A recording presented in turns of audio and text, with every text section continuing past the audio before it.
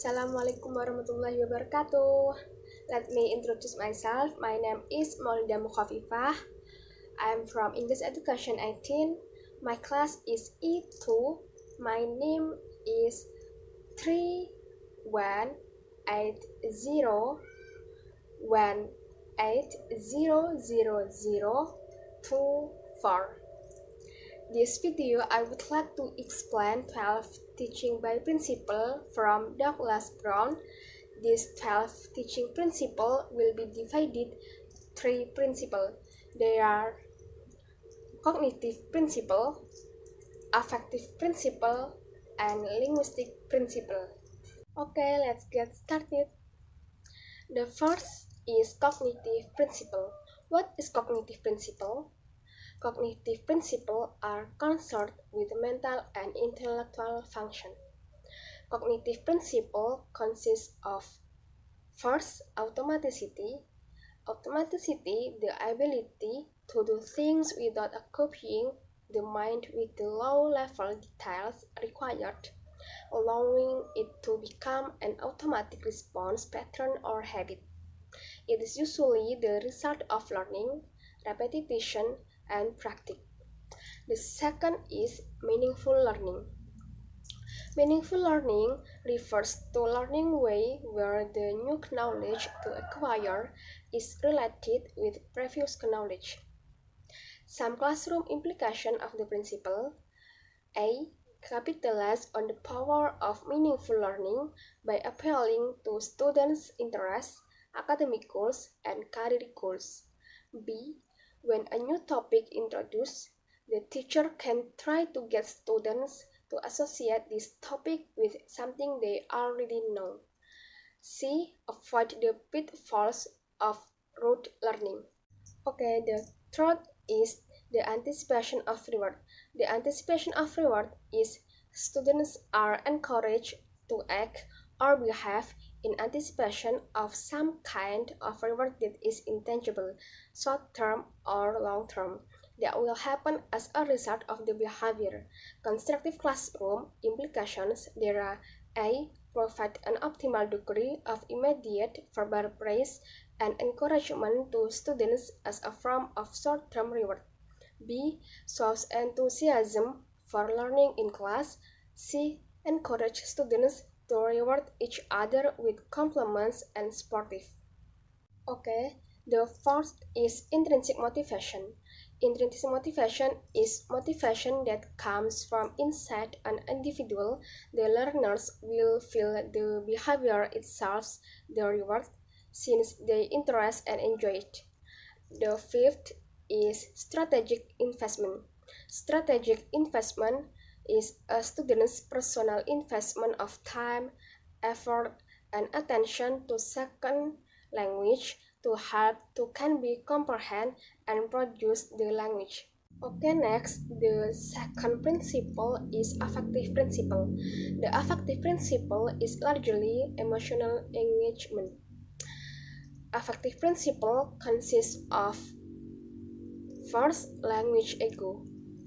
Language ego is all second language learners need to be treated with the affective, tender, loving care because it will help students to be fine although they do not understand all the lesson. Second is willingness to communicate.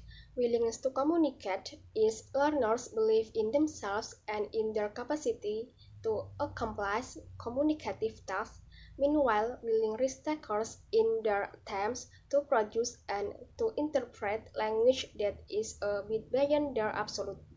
Classroom reflect the principal willingness to communicate. There are: A. Give ample verbal and non-verbal assurances to students, which confirms the teacher's belief in students' abilities.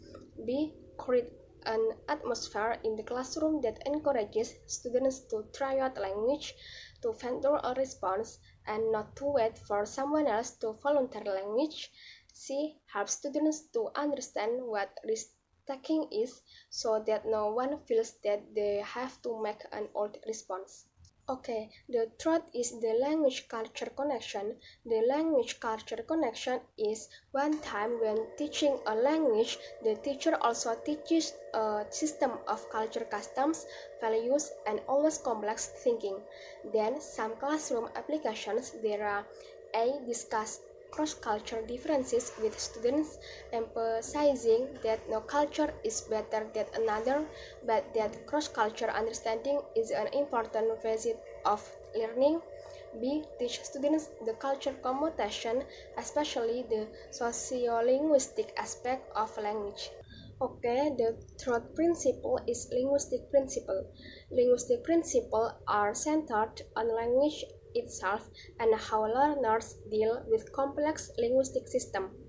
Linguistic principle consists of first, the native language effects. The native language effects are the native language or learners exerts a strong influence on the acquisitions of the target language system.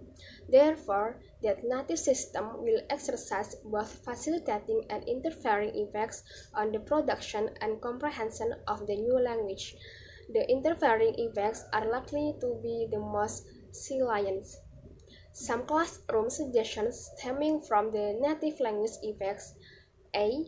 Regard learners' error as important windows to their underlying system and provide appropriate feedback on them.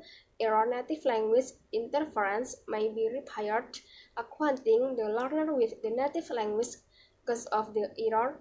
B. Every successful learner will hold on to the facilitating effects of the native language and discard the interference.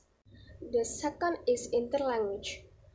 Interlanguage is second language learners tend to go through a systematic or quasi-systematic developmental process as they progress to full competence in the target language.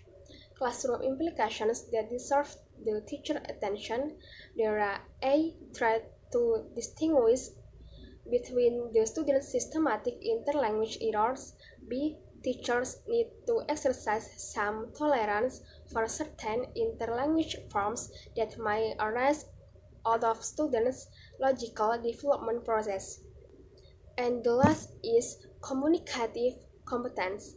Communicative competence is the goal of language classroom. Communicative goals are best achieved by paying attention to language use and not just language use, but also fluency, accuracy, language and authentic context, and eventually students need to apply classroom learning to contexts that have never been studied directly.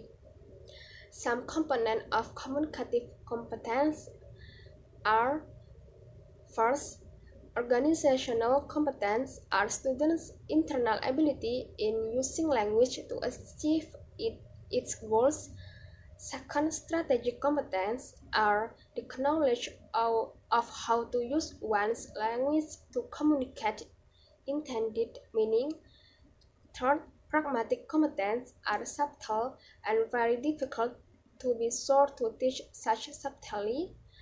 The, the fourth, psychomotor skill competence are an important component of functional and sociolinguistic aspect of language.